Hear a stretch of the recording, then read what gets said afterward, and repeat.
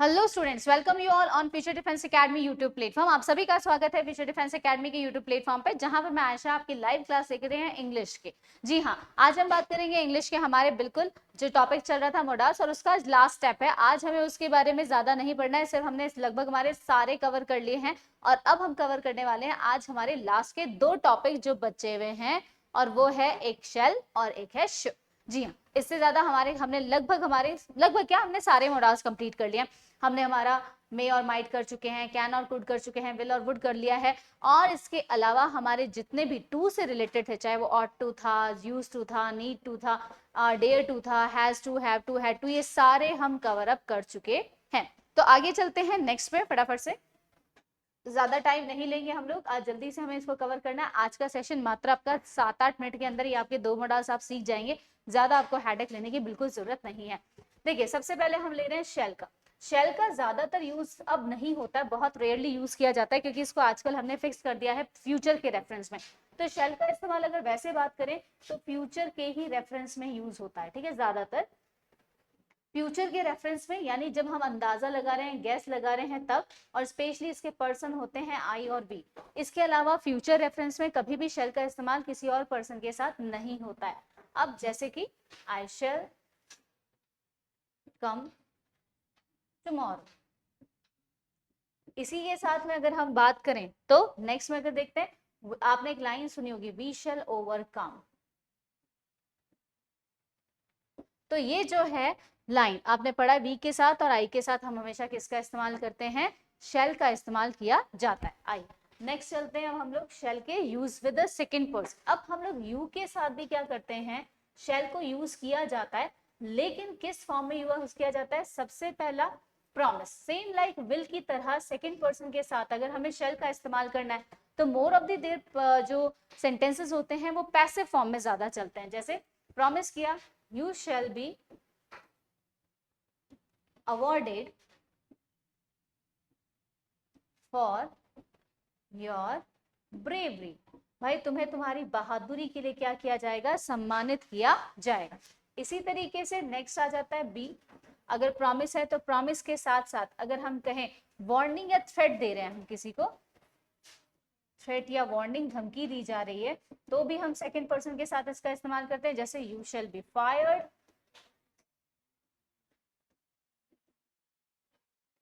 Sorry comma नहीं आएगा इसके अंदर,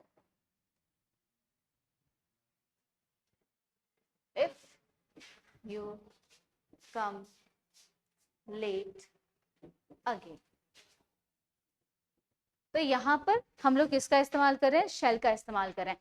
तो शेल का इस्तेमाल वैसे तो आई और वी के साथ होता है, लेकिन अगर हम मॉडल के तौर पे बात करें तो पैसिव जो सेंटेंसेस होते हैं, ग्रामर कहती है सेकंड पर्सन के साथ भी आप यूज कर सकते हो। बट इफ केसेस हैं जब वो क्या हो, पैसिव फॉर्म में, प्लस में उसमें आपके दो, एक तो प्रॉमिस किया जा रहा है और दूसरा किसी को थ्रेट या वार्निंग दे रहे हैं। सेम विल वाला कॉन्सेप्ट ही हो गया कि विल की तरह ही हो गया। विल का भी इस्तेमाल अगर आई और वी के साथ करना है तो प्रॉमिस हो जाता है, डिटर्मिनेशन हो जाता है, विलिंगनेस आ जाती है, और थ्रेट और वार्निंग इसके अंदर पार्ट बन जाता है। अब आगे चलते हैं नेक्स्ट पे। ऑफरिंग के लिए भी, हाँ, इसका एक इस्तेमाल हम ऑफरिंग के लिए भी ले सकते हैं। अगर आप चाहें तो यहाँ पर एक बार हम कर सकते हैं ऑफर। अगर आप किसी को ऑफरिंग कर रहे हैं अपनी चला के, जैसे शैल आई सॉल्व दिस क्वेश्चन, क्या मैं इस क्वेश्चन को सॉल्व करूं, तो आप यहाँ पर ऑफर कर रहे हो, ऑफरिंग कर रहे हो हेल्प को, तो भी आप किसका इस्तेमाल कर सकते हो, शेल का इस्तेमाल कर सकते हैं। चलिए अब आ जाते हैं नेक्स्ट पे हम, शुड।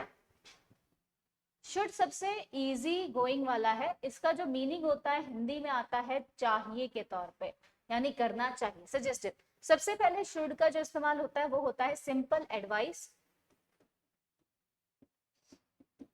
या सजेशन देने के लिए हम लोग इसका इस्तेमाल करते हैं। सिंपल एडवाइस या अगर सजेशन देना है तो उसके लिए, जैसे यू शुड वर्क हार्ड, भाई तुम्हें मेहनत करनी चाहिए।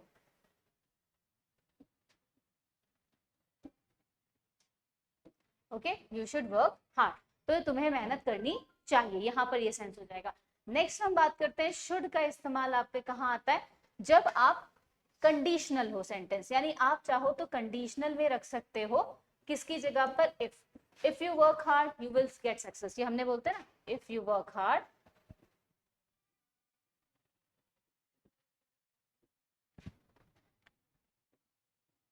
you will be succeed. अब इसी तरीके से if की जगह अगर मैं should को रख दूं, should you work hard, same वही हो जाएगा, you will be succeed. तो ये हमारा एक कंसेप्शन यहाँ पर बन जाता है कि अगर हम देखना चाहें तो इसके अंदर यूज कर सकते हैं.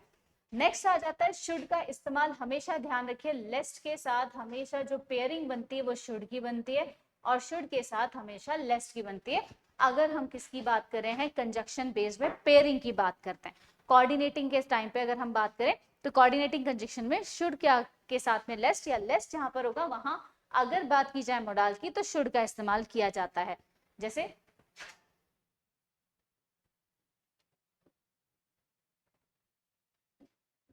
you should rest lest you be sick. तो lest और should ये हमेशा क्या होगा, वरना क्या हो जाएगा, बीमार हो जाओगे, lest you will be sick. तो ये हमारा should का कॉन्सेप्ट हो गया.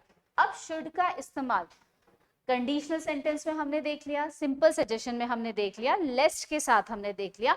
तो इस तरह से हमने देखा कि शुड का इस्तेमाल बहुत ही सिंपली तरीके से. एक तरह हमने क्या करा था, शुड और ऑट टू का डिफरेंस हमने देखा था. डिफरेंस हमने बात की थी, अगर टू आ रहा है तो ऑट लगेगा और अगर टू नहीं आ रहा है तो हमें पता लग जाएगा कि हमें किसका इस्तेमाल करना है, शुड का इस्तेमाल करना है.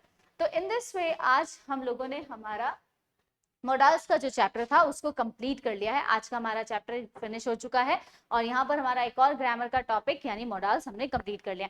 अब इसके बाद हम वापस से हमारे ग्रामर के रेगुलर जो पार्ट्स ऑफ द स्पीच के चल रहे थे उसमें अब कंटिन्यू करेंगे. प्रीपोजिशन तक हमने खत्म कर लिया. अब हमारे 3 टॉपिक बाकी हैं, इंटरजेक्शन, कंजक्शन एंड लास्ट जो +1 कॉन्सेप्ट था डिटरमाइनर्स या डिटरमिनर्स भी बोलते हैं जो, तो हम उसको करेंगे. आज की क्लास के लिए यहीं तक. 5 मिनट के अंदर आज हमने 2 हमारे अच्छे खासे मॉडल्स को देखा. आई होप आज की क्लास आपको अच्छी लगी होगी.